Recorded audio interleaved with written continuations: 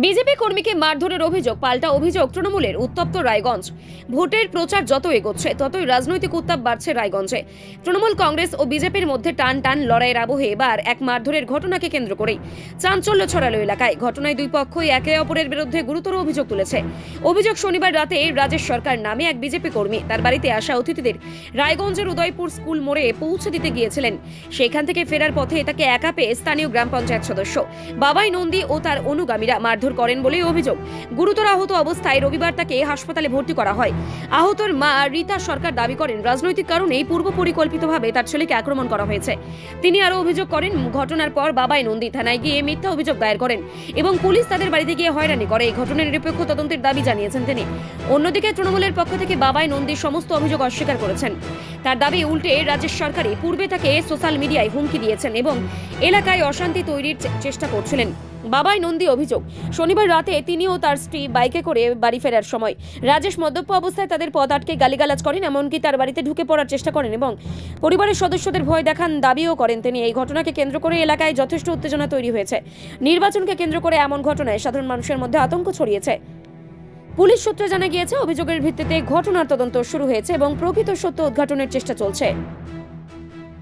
Holi Angels English Medium School নতুন শিক্ষাবর্ষের জন্য ভর্তি চলছে। আপনার সন্তানের জন্য উজ্জ্বল ভবিষ্যৎ গড়ার সঠিক ঠিকানা Holy Angels English Medium School, CBSE board approved. ভর্তি শুরু হয়েছে প্লে গ্রুপ থেকে ক্লাস 4 পর্যন্ত। দক্ষ ও অভিজ্ঞ শিক্ষক শিক্ষিকাদের তত্ত্বাবধানে আধুনিক পদ্ধতিতে পঠন পাঠন। পড়াশোনার পাশাপাশি গুরুত্ব দেওয়া হয় বাচ্চাদের মানসিক, শারীরিক ও নৈতিক বিকাশে। যেটা আপনি বলছেন যে বিজেপির এক কর্মী কাল রাত্রে তাকে আমি মেরেছি, সে হাসপাতালে ভর্তি, এটা টোটালটাই নাটকীয়। মেন বিষয়টা হচ্ছে, গতকাল আমি আমার স্ত্রীকে নিয়ে আমি গাড়ি করে যখন চণ্ডীতলা আমাদের পার্টি অফিস থেকে আমি বাড়ির উদ্দেশ্যে আসি,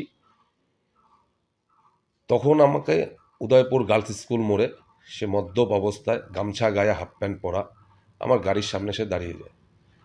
দাঁড়ানোর পরে সে আমাকে, যখন আমি হরেন দিই গাড়ির, সে আমার গাড়ির দরজার সামনে তেড়ে আসে। আসার পর যখন আমি গাড়ি থেকে নামতে যাই তখন সে আমাকে বলে বেহায়া। আমি কি বেহায়া? আমাকে বেহায়া বলা হয়েছে। তখন আমি জানতে পারি সে একটা পোস্ট করেছিল, তার আমি একটা পোস্ট করেছিলাম আমার ফেসবুকে। সেই ফেসবুকে গিয়েও আমাকে উদয়পুর ছেড়ে চলে যা বাবাই নন্দী এই কথাটা লিখেছিল। সেটার পরিপ্রেক্ষিতে আমার মোবাইলে সুইচ অফ হয়ে যাওয়াতে আমার মিসেস সেখানে কমেন্ট করেছিল যে উদয়পুরটা কি কারো বাপের যে উদয়পুর ছেড়ে যাবে। সেটা নিয়ে ও ওই উদ্দেশ্যে আমার গাড়ির সামনে পথ আটকে আমার উপরে চড়াও হয়। আমি গাড়ির থেকে নামার পরে আমাকে দেখাচ্ছি যে আমাকে এখানে বুকে এখানটায় আমাকে হিট করে ব্লাড জমে আছে। তখন আমি নিজেকে সেভ করতে গিয়ে ওকেও আমি ধাক্কা দিই। তখন আমার মিসেস স্পটে গাড়ির থেকে নেমে যখন যায় তখন আমার মিসেসকে ধাক্কা মারে, এমনকি ধাক্কা মেরে মানে ফেলে দেওয়ার মতো পরিক্রমা। তখন যখন পড়েনি তখন রিপিট গিয়ে তাকে তার জামা মধ্যে ধরে টান মারে, সেটা ছিঁড়ে যায়। সেই তৎক্ষণাৎ আমি সেখান থেকে আইন হাতে না তুলে আমি আমার স্ত্রীকে সেই স্পট থেকে আমি কর্ণজোড়া ফাঁড়িতে গিয়ে দ্বারস্থ হই। এমনকি আমার মিসেসকে নিয়ে আমি ওখানটায় পুলিশের সামনে টোটাল বিষয়টা জানাই। জানানোর পরে আমি ওখানটায় রিটেন কমপ্লেন আমি কালকে রাত্রে ওখানে দিয়েছি। আর যেটা আপনারা বলছেন যে সে হাসপাতালে ভর্তি, সে যদি হাসপাতালেই ভর্তি হতো, আমি যদি তাকে মেরেই থাকতাম, তাহলে আমার বাড়িতে রাত্রে যখন আমি কর্ণজোড়া ফাঁড়িতে আমার মিসেসকে নিয়ে আমি এই কমপ্লেন জমা দিই, লিখি, সেই সময় আমার বাড়িতে সিসি ক্যামেরার ফুটেজ আছে। তারা 15-20 জন দুষ্কৃতী মিলে আমার বাড়িতে এসে দরজা শাটার লাত্থালাত্থি বাইরানো ভাঙচুর করে তারা এখান থেকে দাউ রড সোটা নিয়ে এসছে, যেটা আপনারা পাড়ার লোকের কাছে শুনে দেখেন যে তারা এগুলো করেছে। এমনকি পাশে আমার মামার বাড়ি, যেখানে আমার ছেলে ছিল, ছেলে ওখানে আছে জানতে পেরে সেই বাড়িতে যে মানে হামলা করে, ওই বাড়িতেও মামির বাড়িতে যেখানে মহিলা 2 জন থাকে, আর আমার ছেলে ওখানে থাকে বলে সেই উদ্দেশ্যে আমার ছেলে আছে ওখানে জেনেও ওই জায়গাটা গিয়েও কিন্তু তারা দরজায় গেটে লাত্থালাত্তি রড দাও নিয়ে ঝামেলা করে, এমন বলে যে ইলেকশনের আগে আমাকে মেরে দেবে। আপনার নাম? রীতা সরকার, কোথায় বাড়ি আপনার? উদয়পুরে।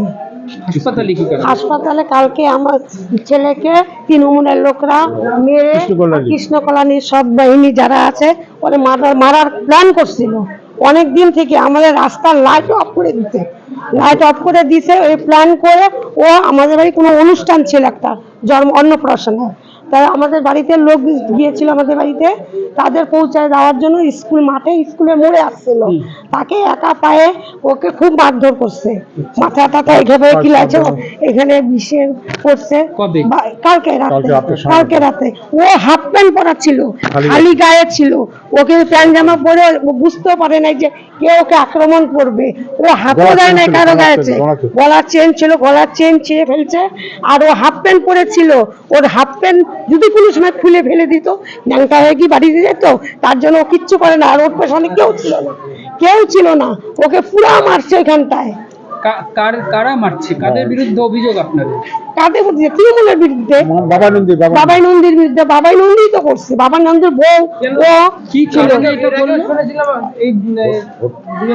ভোটের জন্য। নিশ্চয়ই ওরা প্ল্যান করছে যে ভোটের জন্য ওকে আটকায় রাখলে পরে ওই পাড়াটা সুবিধা হবে, ওকে আটকায় রাখার জন্য চেষ্টা করছিল, হয়তো ওই জন্য কোনো কিছু ব্যবস্থা ওরা প্ল্যান করে নিছে।